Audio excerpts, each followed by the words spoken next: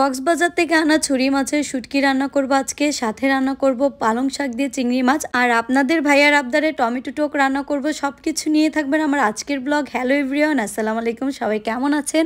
আমি তাসমিদ মাম্মাম ব্লগ থেকে স্মৃতি বলছি। প্রতিদিনের মতো আজকে আপনাদের সাথে আমি আমার ডেইলি লাইফের একটা ব্লগ শেয়ার করব। অনেক ব্যস্ততার মধ্যে দিয়ে দিনগুলো যাচ্ছে। এদিকে ছেলেটার বার্ষিক পরীক্ষা চলছে, তো ওকে নিয়ে আজকে স্কুলে গিয়েছিলাম সকালে, আর ওকে পরীক্ষা দিয়ে নিয়ে এসে এখন রান্নাঘরে চলে আসি রান্না করার জন্য। তো আজকে কি রান্না করব সব কিছুই আগে থেকে ধুয়ে নিচ্ছিলাম, আর সব একসাথে গুছিয়েও নিলাম।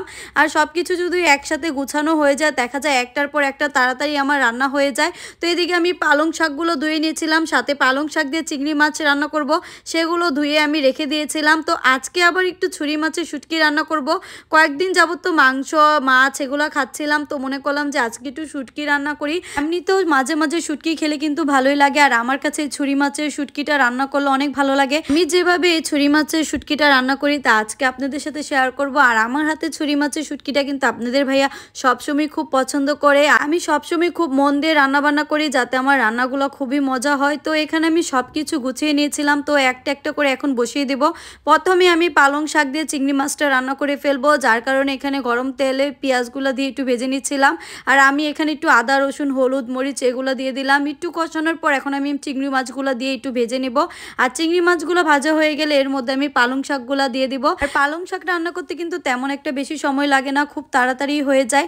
আসলে রান্নার সময় যদি যে রান্নাগুলো একটু তাড়াতাড়ি হয় সেই রান্নাগুলো করতেও ভালো লাগে। আচ্ছা, কার কার কাছে এই পালং শাক দিয়ে চিংড়ি মাছের রান্নাটা মজা লাগে বলেন তো? আমার কাছে কিন্তু ভালোই লাগে। তাই রাতে আপনাদের ভাইকে বলেছিলাম দোকান থেকে আসার সময় আমার জন্য পালং শাক নিয়ে আসতে, আর সেও পালং শাক নিয়ে আসে, আর তাই আজকে সকালে রান্না করছি।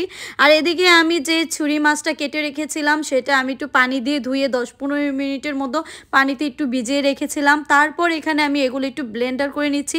আর ব্লেন্ডারটা কিন্তু বেশি করতে যাবেন না, মানে একটা আধা ভাঙ্গা আছে না সেটা।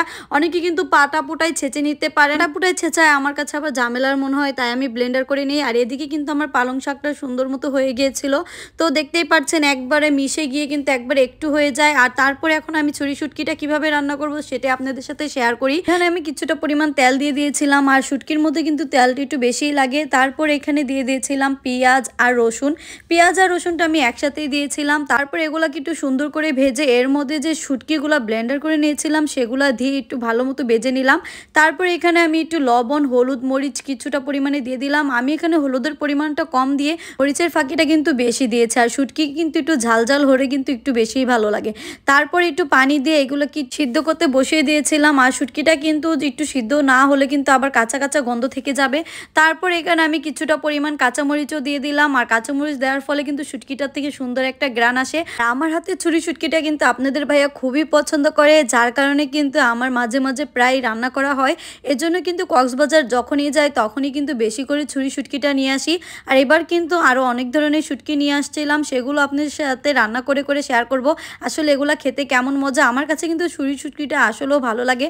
আপনারা যারা এখন কক্সবাজার আছেন বা যাবেন তারাই কিন্তু ছুরি শুটকিটা ওইখান থেকে কিনে নিয়ে আসতে পারেন। এদিকে আমি আবার এখানে টমেটো কেটে নিচ্ছিলাম। আপনাদের ভাইয়া বলছিল সে নাকি টমেটোর টক খাবে, আর দেশি টমেটো দিয়ে টমেটোর টক রান্না করলে কিন্তু অনেক মজা লাগে। তার জন্য ওনার জন্য একটু টমেটো টক রান্না করে নিলাম। তো আজকের মতো রান্না বান্না এগুলাই ছিল। তারপর কিন্তু এখানে আমি পালং শাক দিয়ে তাসমিদকে ভাত খাইয়ে দিচ্ছিলাম, আর ও কিন্তু পালং শাক দিয়ে ভাত খেতে চাচ্ছিল না। আমি ওকে জোর করে খাইয়ে দিয়েছিলাম যে শাক পাতা সবই খেতে হবে। আর ওদের জন্য বিকালে নাস্তায় আজকে আমি একটু নুডলস রান্না করে দিয়েছিলাম। তো আজকের মতো ভিডিওটা এখানেই শেষ করছি। সবাই ভালো থাকবেন, আর আমার ভিডিওগুলো যদি আপনাদের কাছে ভালো লেগে থাকে আমার পেজটিতে ফলো দিয়ে যাবেন। ধন্যবাদ সবাইকে।